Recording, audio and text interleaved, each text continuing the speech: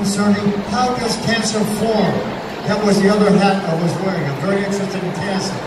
So I was interested in cancer, I was interested in nutrition. But we had this odd idea, more protein, more cancer. So we did the study, and I want to show you here really quickly what happens in the first 12 weeks of this study. Okay, this study starts out, again, it's experimental animal studies with rats, and I know that's not kosher in today's society, but that's what we did, that's how we learned what we learned. We could not have learned that in humans. Impossible. It's really impossible, even today. So in any case, we start out the study, they're exposed to a chemical carcinogen, and they're given 5% protein. That's pretty low. That's quite low. That's enough, but it's quite low. So the ones that are given 5% protein, as you can see, after 12 weeks, no cancer. In contrast, the animals give the 20% protein, that's on the high side of human consumption. All the animals started to get cancer, and they started growing rapidly. A huge difference, a very huge difference. The high protein was turning on the cancer. So then, eventually, I did another study, or we did another study with my students. We did another study to ask this question: what happens if we change the diet? The cancer is growing. What happens if we change the diet? And so, in the first 3 weeks, we give 20% protein. Okay? That's a diet containing 20% protein. We switch to 5%, turn off the cancer. 20% on, turn it off. 5%, turn it off. I have to tell you, this observation said, it told me monuments, a vast amount of information that we had explored. One thing it said is that cancer is a nutritional disease, it's not really a genetic disease. So you can see here, the idea that we could turn on and turn off cancer, this was done back in the 1970s and 1980s. Still today, I'll come to this later, still today, the people in the cancer community do not accept this and are doing everything they can to resist this information. It's hugely important. So now I want to show you one more little story about that. What happens when we start out this study? They're all mutations, okay? They're all going to get cancer. We give them 5%, the cancer's not growing. You would think that everything is resolved by that time. So we give them 20% protein 12 weeks later, and all of a sudden it grows again. So here's the story. Let me try and translate this if I can. We all have some cells in our body that are capable of probably causing cancer. That comes from exposure to some chemicals, from all sorts of things. It's almost natural. So we have these cells in our body that can give rise to cancer. But we don't get cancer because we only have these cells. We don't get cancer. We start to get cancer when our nutrition changes, when our dietary changes. That's what this shows. So in this particular case here, the cells are there, they didn't go away. We come back and we get some high protein, the cancer grows. But if the cancer starts growing and we want to turn it backwards, change your diet. It's very simple. But unfortunately, as I say, my physicians in oncology aren't completely buying into that at the present time. My son, Tom, my youngest son, who was a co-author of the China study, he was in theater, he was an actor. He was a good writer. When he got involved with me, thanks to my wife's suggestion to do that, when he got involved with me to help write the China study, he got really enthusiastic about medicine. So he went back to medical school. He got into medical school, finished up his medical degree. Now he's the medical director of a major program at one of the really large medical schools in the United States, working on the idea that the whole food plant-based diet should be used in medicine. This is the first project of this kind.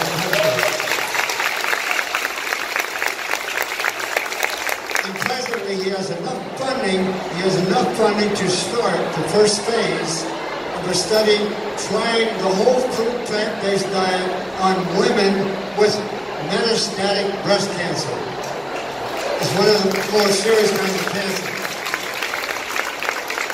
We'll see where that goes, but from my perspective, being in science, I want to make the argument once again, for this field to go forward. It can go forward with all the enthusiasm, I'm sure, from folks like you and the kind of things you do. But if we wanted to go forward to actually involve the entire world, the entire medical system, we have to pay attention to the science. We've got to get the science right. That's what this is about. So, I'll skip over that. Now, I want to show you something else here. Unfortunately, when I was doing my work over the years, it seemed like to me, somehow I kept falling off the rails, doing something different. I wasn't willing to quite accept what was in textbooks. I was using textbooks to teach students. I was teaching big classes in biochemistry, in toxicology, and nutrition. The textbooks we used were, in my view, not entirely accurate. So I had the opportunity, being in research, to test some of these ideas. And one of the ideas was, I have to tell you this idea is the basis for the entire pharmaceutical industry, the drug industry, if you will.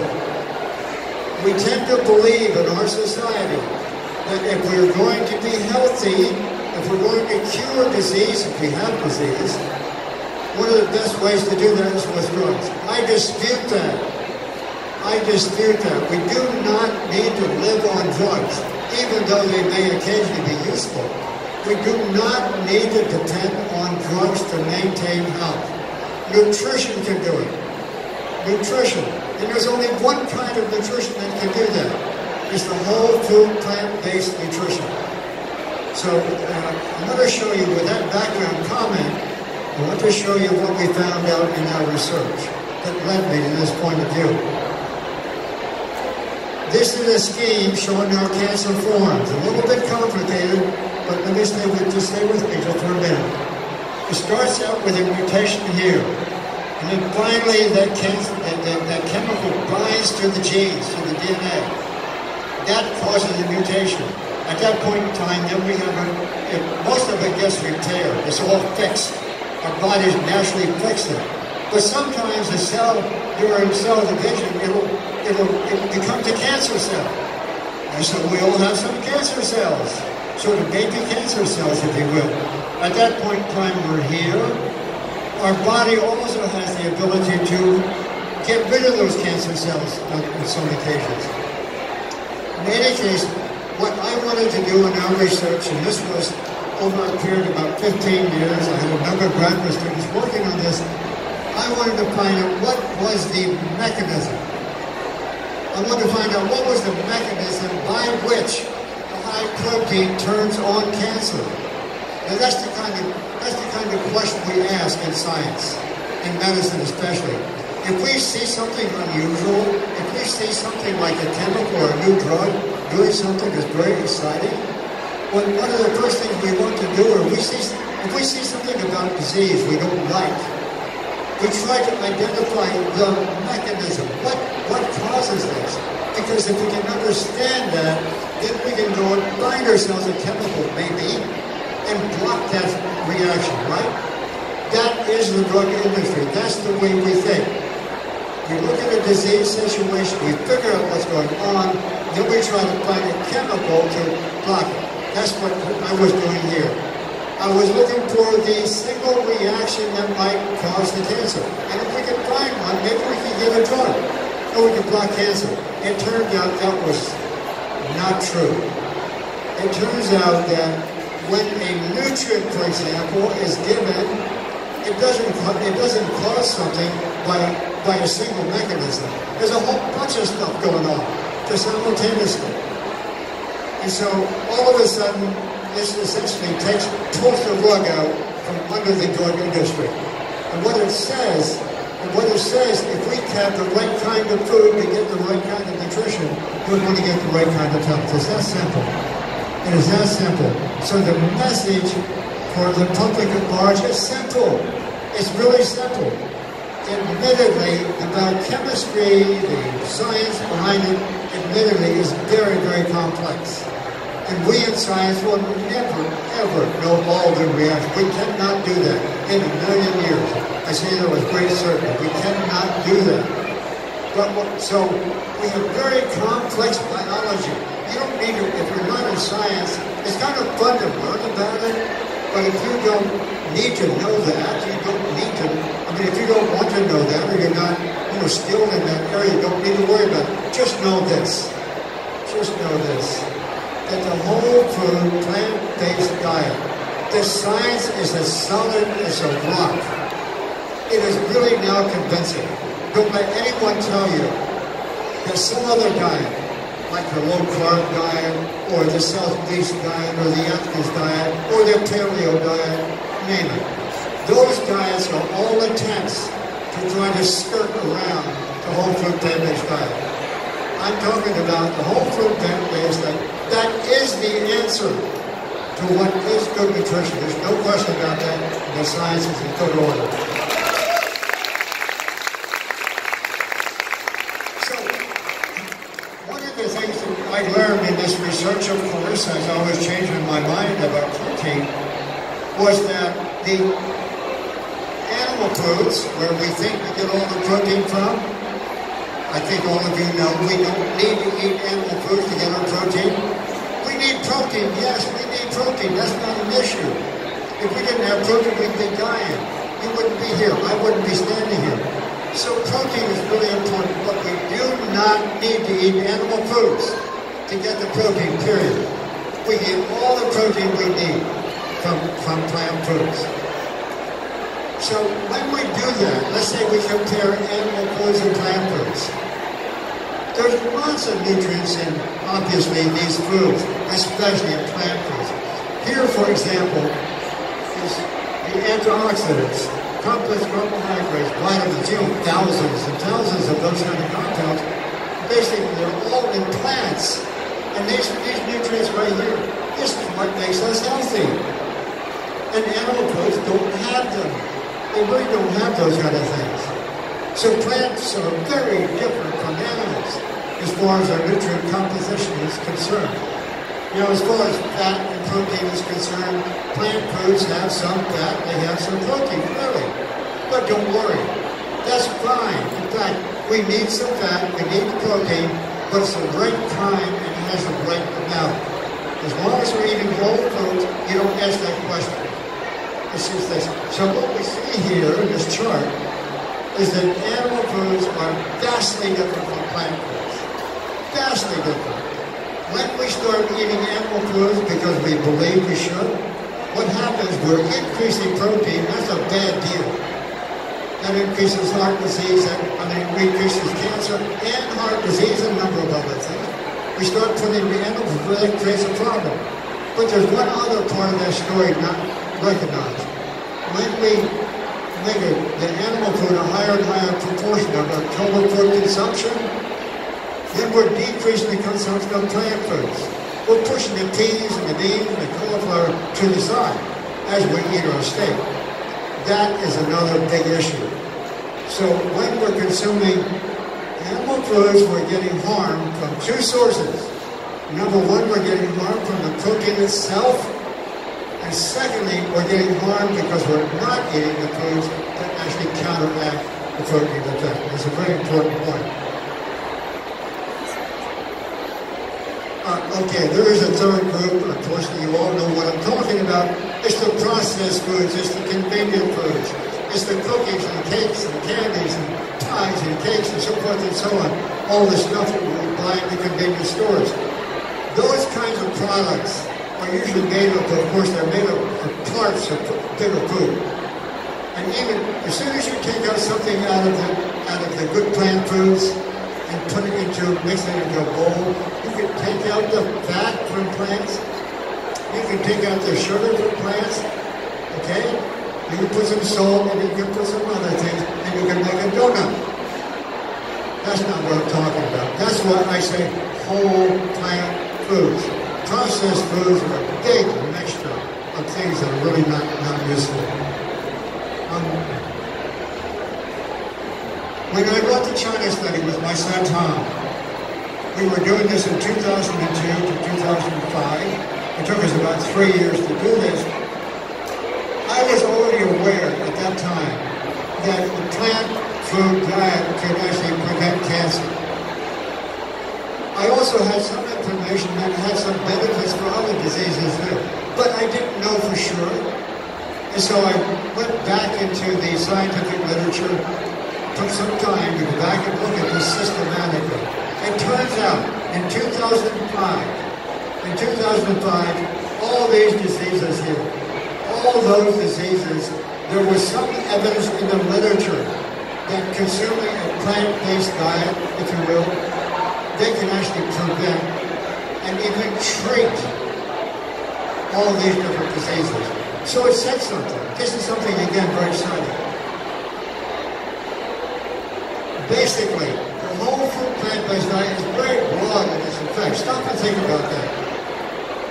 You know, this food has all kinds of things in it. It's got the right kinds of things and so forth. It doesn't affect just one thing. It doesn't affect just cancer. It doesn't affect just heart disease. It turns out it controls all these diseases. That again is the opposite of our thinking about drugs. Because when we think about drugs, they want to have one chemical doing one thing, you need to stop something. That's not the way the biology works.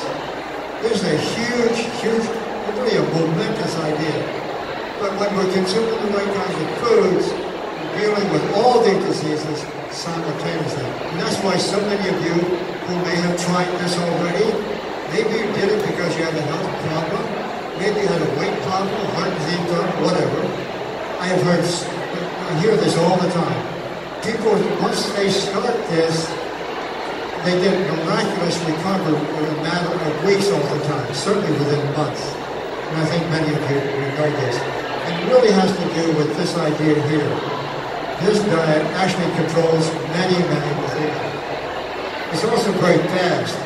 You can see changes when you switch over. You can see changes in a week to 2 weeks. It's amazing. Your cholesterol drops like a rock. Some of you know that. And you see other kinds of changes. Maybe you have headaches, migraines. Maybe you have aches and pains sometimes. You have other diseases. If you have diabetes, your sugar begins to drop. All of that. So this kind of things happens very fast. Just like it did in our studies when we were looking at the effect of this on experimental animals. Here's one of the biggest stories of all. We talk about the whole food plant-based diet preventing future diseases. That's what we tend to think that way. To me, one of the biggest stories that were coming out of all this research, we can use this diet to treat disease. Think about that. The whole medical system is founded on the idea of treating disease. Maybe assuming that you are going to have those diseases. What this does, when we have those diseases, when we have heart disease, Dr. Esselstyn, my good friend, and did this research, you know about him. Dr. Orni's also. When we take sick people and give them this kind of food, miraculous things happen. And so in case any of you are here not into this game yet, and you have a problem, I just would suggest, just try it. Just try it. That's what I said in the China study. When I wrote the book, I'm getting into the weeds, into the details of the science and so forth and so on. I'm very much aware that a lot of people reading that darn book are not necessarily going to get too excited about the science. So finally, if any of you want to check, I got a little frustrated toward the end of the book. I said, if you want to ignore all my science, okay, just try it. And people tried it. People tried it, and it turned out that I started learning things. The number of people who come to me to tell me how they have resolved all manner of problems, life-saving problems. I must have been told that a couple of thousand times now. You know, oftentimes people with tears in their eyes. They thought it was over, it was done. They sort of switched, and they get this kind of effect.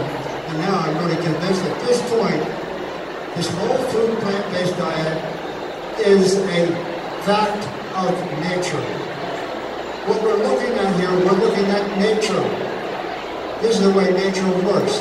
And you think about nature in the context of history. You think about nature in the context of all kinds of people. It doesn't make any difference what country we're in, what racial group we're in, whatever, our size, our gender, our age. This diet works across the board. It's really, truly amazing. I don't mean to say it's going to work in every single business for every single person all the time, because sometimes there may be extenuating circumstances. But in that particular case, maybe it takes longer. Maybe a little more exploration of not doing it quite the right way, and that isn't order. So that kind of thing is important to consider. One of the things, too, here's another sort of lesson that we should remember. The whole food works. Plants work, okay? We cannot take out of something out of the plants that look good, like beta-carotene or vitamin C. We can't take that out of it and put it in a pill. When we take these chemicals out of the food and put in pills, they don't work. For the most important, they don't work. The vitamin supplement industry, who has been trying to take advantage of this information for now for 45, 50 years, it really doesn't work. That's not the way to get health. You do not need to take the supplements to get this effect. It won't work. Sometimes it actually increases disease. It's really the whole foods that really matter. I just want to show you here some results, maybe in the interest of time. Like, Ronnie, how much time do we have? Okay, maybe I'll slow down a little bit. In any case, when in 1982, 80 to 82, I was on a committee of 13 scientists for the National Academy of Science in Washington. The National Academy of Science is usually considered to be the most distinguished scientific organization in the country, and they sometimes tackle questions like this. I was invited to be on that committee as one member of 13 to write a report on diet, nutrition, and cancer. This was the first official report on this subject at the time. And we actually, at that time, we wrote a report. For me, all hell broke loose for the next several years because of my participation in that. But we wrote in there the importance of consuming vegetables and fruits and grains because of certain nutrients. And the vitamin supplement industry came along, and they had on the front page of Time magazine, on the front page of U.S. News and Report, on the front page of Newsweek, they all came out and put a big blurb, big splash on these major news magazines and said that this scientific body had just decided that we needed to consume such and such nutrients. What they had in mind was take the nutrients out of food and put it in the pill. That was essentially the birth of the modern supplement industry. The National Academy of Science was very upset with what the industry was doing. They asked me to come and represent them in court hearings for the Federal Trade Commission, so I spent 3 years in the docket contesting their claims. They were making claims because there was a huge industry here to be born. Namely, the idea was that we don't need to eat all these foods, they said. We can get them from having pills. So we resisted that. The court said no. That particular court hearing agreed with what my testimony was. But unfortunately, in spite of that, the industry was born. Today, we have an industry that's worth something like $30 to $40 billion. People are using vitamin supplements in order to get help. That's not what we're talking about. And that never was what we were talking about. Okay, here's something here. Some vitamins have been tested. I mean, can you imagine this? Vitamin E increases stroke by 74%. I mean, that's amazing. That's what the study showed. Calcium and vitamin D increases cardiovascular events, heart disease, stroke, and these kind of things. Vitamin E increases prostate cancer. I mean, these are the kind of studies that were coming out over the years. They don't make news. The industry doesn't like this kind of news. So, but nonetheless, it taught us a lesson. When you take the nutrient out of food, when you put it in a pill, That is different. That is not the same thing. And you're not going to see the benefits by doing that instead of eating whole food. You have to eat the whole food.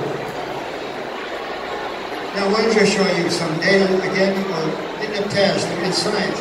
You know, my profession of nutrition science, I have to say, we've done poorly.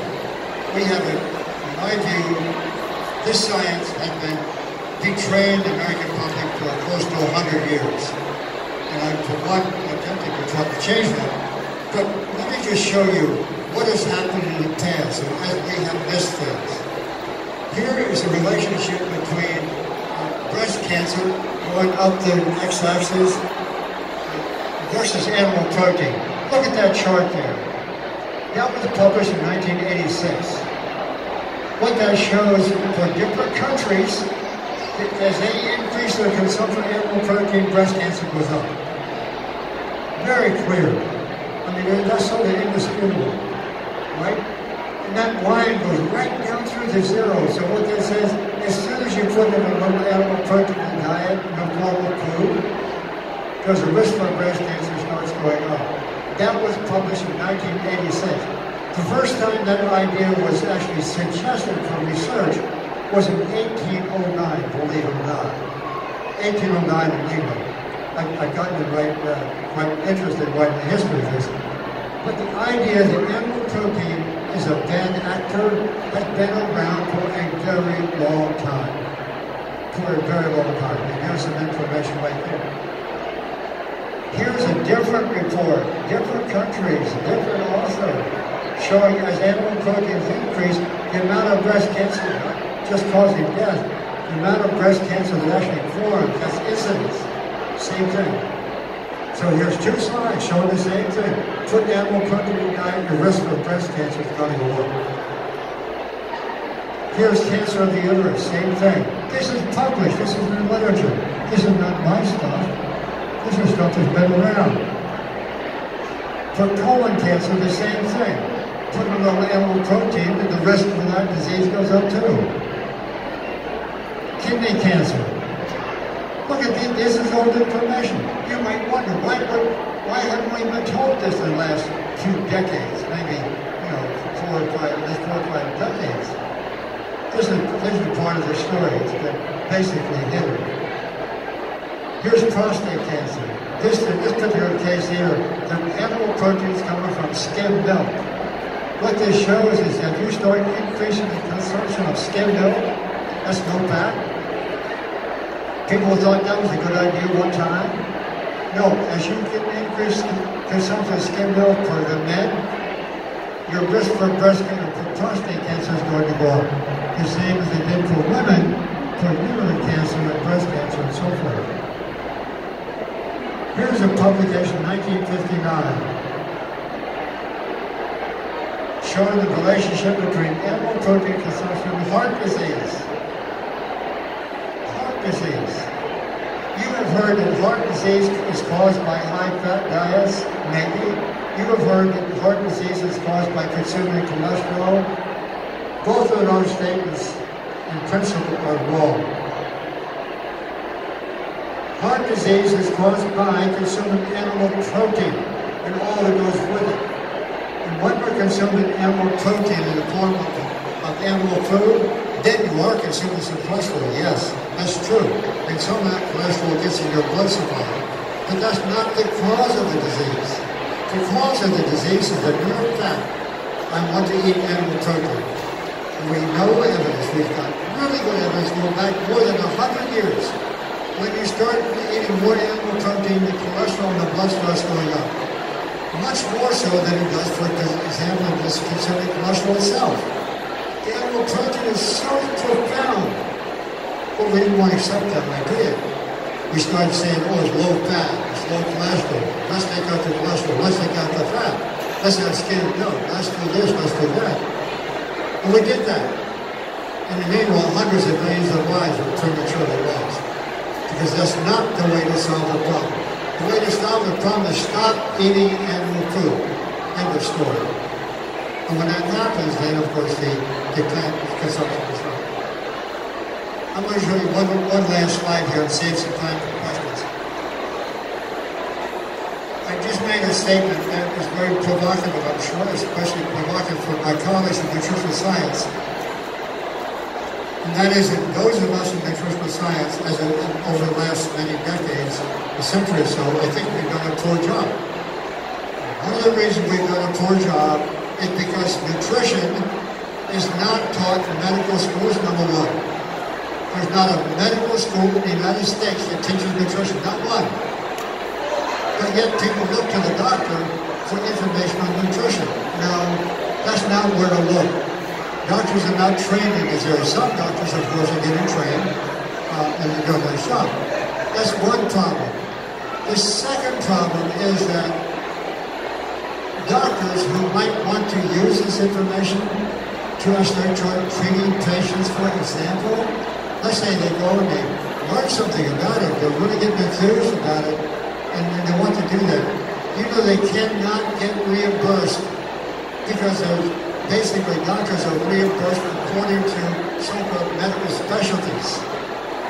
When we have medical specialties, the doctor declares on the form with the patient what they diagnose that patient with. That's what triggers payment.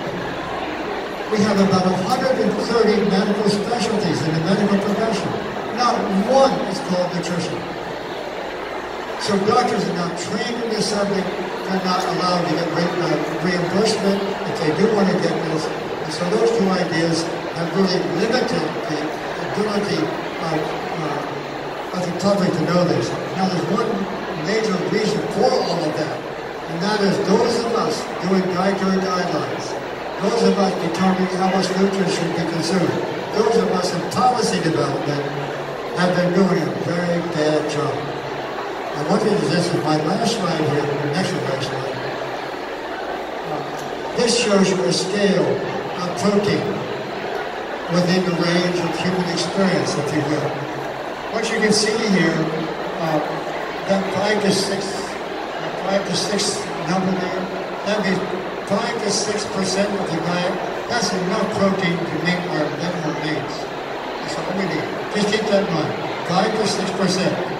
This has been well established for now 75 years. But when that was determined experimentally, the idea was let's increase it somewhat to make sure everybody gets enough protein. So that gave rise to the so-called recommended dietary allowance. You've heard of the RDA. The recommended dietary allowance is around 9 or 10%. A lot of people think that's the minimum intake. No, that's the ideal level. That's really the ideal level. That level can be supplied by any plant-based diet, any whole food plant-based diet. So you're covered there. But the average we get is 17%. Our society is going a little bit nuts. We're basically on average carnivores. Let me show you just here a moment. So that's the minimum requirement. That's the recommended dietary allowance. I'm putting things in perspective here, okay? 9-10%. That range is 95% of us living with that range from 11 to 22%. Our average consumption is around 17%. So we're basically carnivores. Do you know that 75% of the protein we get on our diet, on average, comes from animals? Think about that. Our population is basically, we are really into the eating of animal food. And not just our population, but others like us. In any case, the average is, as I said, about 70%. Now, this is something I want to tell you about. I know the group who actually devised this kind of these kind of numbers. I've been involved with them, I've lectured to them and so forth. They're with the National Academy of Science. Every 5 years, a group of scientists get together to determine what level of nutrition should we be consuming. And they do it every 5 years to get updated, new information and so forth. So that started in 1943. Okay? That report is done every 5 years, then is given off to another committee. It's called the U.S. Dietary Guidelines Committee. Have any of you heard of the U.S. Dietary Guidelines Committee? That's where the public really gets information from. So they determine what level of nutrient we should consume, they give it to this committee, then they tell us what kind of foods to use. That makes a lot of news. that becomes official literature. That becomes popular information. Everybody begins to believe it. All the nutritionists and dietitians and so forth, they take up these numbers. Well, in 2002,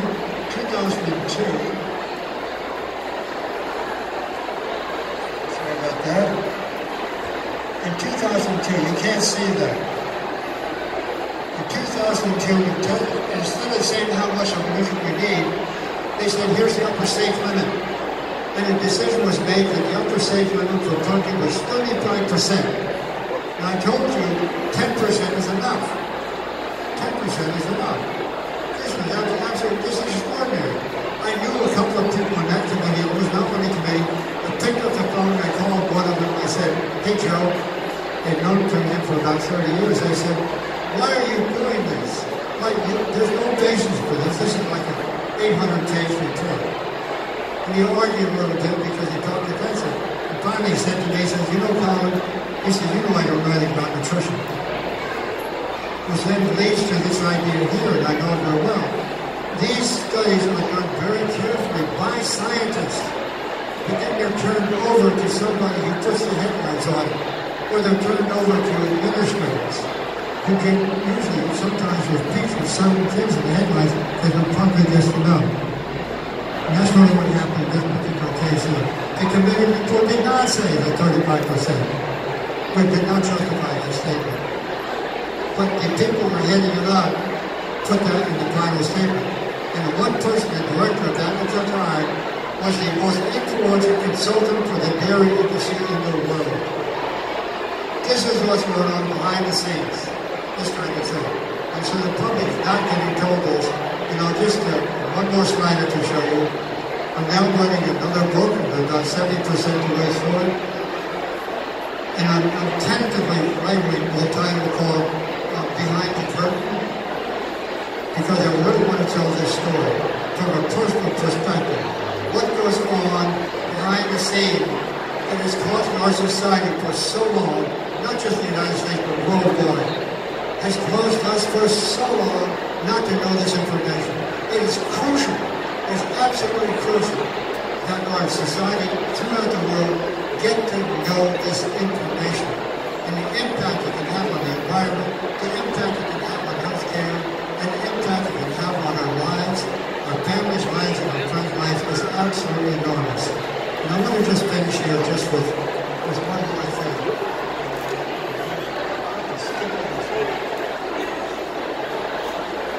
There, that's right there. That's what I'm talking about. You all know that very well. And basically, I'm saying this. A whole food plant-based diet is more to create wealth than all the pills and procedures combined. I think that's a good handle. That's a good statement to make.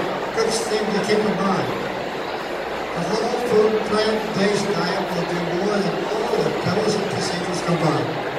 And that goes in treating disease as well as in preventing disease. Now, finish with this here. This is the last line. We have an online course for any of you who may be interested. I do not get money for this, so it's not I'm not advertising for my own sake. I take no money from this. This is a non-profit organization associated with Cornell University. We have